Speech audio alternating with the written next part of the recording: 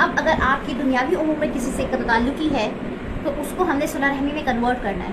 صلح رحمی میں کیسے کنورٹ کریں گے کہ اس کو معاف کریں گے, اس سے ہم کلام ہوں گے, لیکن ایسا نہیں ہے کہ اس کے گھر چلے جائیں گے اور جا کے خود اس سے معافی مانگنے لگ جائیں گے.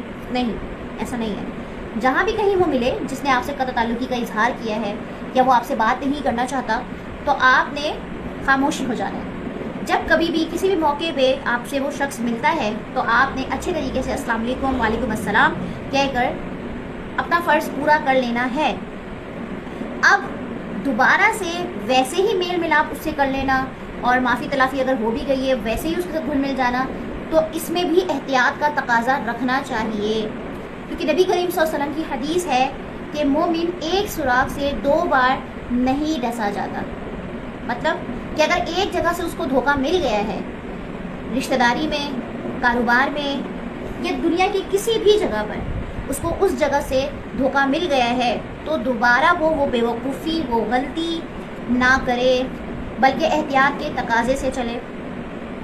تو آپ نے عزت اور احترام کو نہیں چھوڑنا ہے, لیکن دوبارہ اپنے آپ کو ڈسنے کے لیے بھی وہاں مسلسل موجود رہ کر گھلنا ملنا نہیں ہے.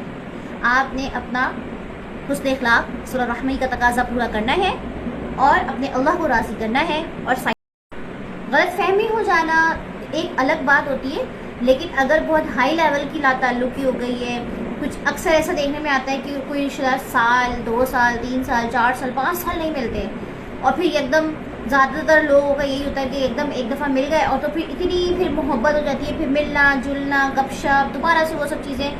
تو نہیں, یہاں آپ کے پاس آپ کے نبی کی حدیث ہے, آپ کے پاس عقل ہے, آپ کے پاس شعور ہے کہ آپ نے دوبارہ سے ویسے نہیں ہونا, کیونکہ آپ ایک دفعہ ڈسے جا چکے ہو, آپ کو یہ نقصان اٹھانا پڑ چکا ہے. تو اب آپ نے تھوڑا سا احتیاط کا تقاضا اختیار کرنا ہے اور صلح رحمی کو ہاتھ سے نہیں جانے دینا, کیونکہ رشتہ داری کو جوڑے رکھنے میں آپ کو ایک تو رشتہ داری جوڑنے کا ثواب ہے, دوسرا صلح رحمی کا ثواب ہے. 2 ثواب مل رہے ہیں آپ کو. اور اللہ رب العزت نے ایسے شخص کو بہت پسند کیا ہے. نبی کریم صلی اللہ علیہ وسلم کی حدیث کا مفہوم ہے کہ اگر کوئی شخص تم سے توڑے تو تم اس سے جوڑو.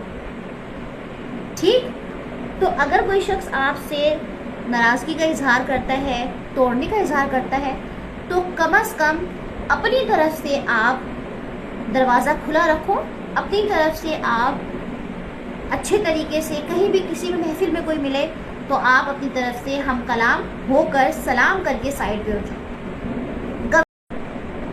اب اس میں بہت زیادہ ڈیٹیل ہے, اب ہم زیادہ ڈیٹیل میں جائیں گے تو ویڈیو میں لمبی ہو جائے گی, اور ہم نے مختصر تفسیر کا سیشن اسٹارٹ کیا ہے, تو ہم بہت مختصر ہی بات کریں گے کہ کوشش کریں کہ اپنے رشتہ داری کے اندر آپ بالکل مڈ میں رہ کے میانہ روی اختیار کر لیں. آپ یہ تو دماغ سے اپنے بالکل نکال دیں کہ آپ کسی کو خوش کر سکتے ہیں رشتہ داری میں, چاہے آپ کے سگے ہوں, چاہے ننیالی ہوں, ددیالی ہوں, سسرالی ہوں, دنیا کا کوئی بھی رشتہ ہو, آپ کسی کو بھی خوش نہیں کر سکتے الا یہ کہ آپ اپنی ذات کو مطمئن کریں. اور اپنی ذات کو مطمئن کرنے کے لیے سب سے پہلے آپ کو اپنے رب کو راضی کرنا ہے.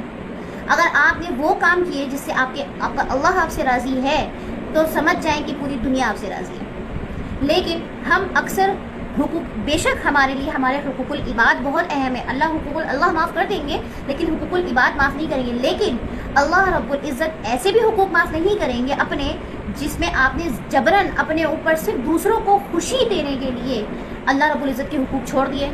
گھر والوں کی کسی کی دعوت کرنی تھی, آپ نے پورا دن دعوت میں لگا دیا, اپنی ظہر نکال دی, عصر نکال دی, مغرب نکال دی. تو ایسے حقوق اللہ نے معاف کرنے کا حکم نہیں دیا آپ نے. یہاں آپ نے غلطی کری تو اپنی ذات کو افضل رکھنے لگ جائیں گے تو خود بخود اللہ کے قریب ہوتے چلے جائیں گے. یہ نہ سوچیں کہ میں نے یہ کرا تو اس سے یہ ناخوش ہو جائے گا, میں نے یہ کیا تو اس سے یہ خوش ہو جائے گا. ایسا کبھی نہیں ہو سکتا.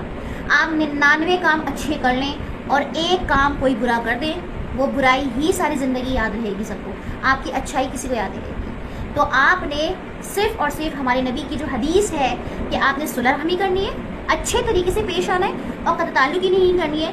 آئے موسٹ ویلکم, نہیں آئے اٹس اوکے, لیکن السلام علیکم وعلیکم السلام. ٹھیک. اور رشتہ داری کو جوڑنے کا ایک سب سے آسان طریقہ ایک اچھا طریقہ سلوشن بھی تو ہونا چاہیے. ہدیے دیں, گفٹس دیں. جو لوگ آپ کے قریبی ہیں, جو لوگ آپ کو واقعی خوش دیکھنا چاہتے ہیں, جو لوگ آپ کو نہیں بھی خوش دیکھنا چاہتے, آپ کو پتہ ہے جیسے کہ یار یہ شخص مجھ سے خوش نہیں ہوگا, پھر بھی آپ ایک تحفہ ہدیہ کر دیں, آپ کچھ کیش دے دیں, کسی بھی بہانے سے آپ ان کو جوڑے رکھنے کے لیے ہدیہ دے دیں. خدیجہ رضی اللہ تعالیٰ عنہا کی وفات کے بعد بھی نبی کریم صلی اللہ علیہ وآلہ وسلم ان کی دوستوں کو, ان کی بہنوں کو ہدیہ بھیجتے تھے. یہ حضرت خدیجہ سے محبت بھی تھی اور صلہ رحمی بھی تھی کہ رشتہ داری کو جوڑے رکھنا تھا. تو آپ بھی ایسا کر سکتے ہیں. اب آپ نے اللہ رب العزت سے صرف دعا کرنی ہے کہ اللہ پاک مجھے بھی ہدایت دیں اور اسے بھی, اور مجھے تبع تعلقی کے زمرے میں نہ ڈالیے گا. بس آپ کا کام ہو گیا. ٹھیک, تو کوشش کریں کہ اپنی رشتوں کے اندر جو ہے وہ محبت, خلوص, احترام, ان سب چیزوں کو غالب رکھیں اور اللہ رب العزت کے اس حکم کو پورا کریں, حکم عدولی نہ کریں اور اس کو انتقام کے لیول تک نہیں لے کے جائیں. اور انشاءاللہ اللہ تعالیٰ سے جب اچھی امید رکھیں گے, اچھی دعا کریں گے تو انشاءاللہ اچھا ہوگا. دعا میں یاد رکھیے گا. کل پھر ملاقات ہوگی انشاءاللہ. السلام علیکم ورحمۃ اللہ وبرکاتہ.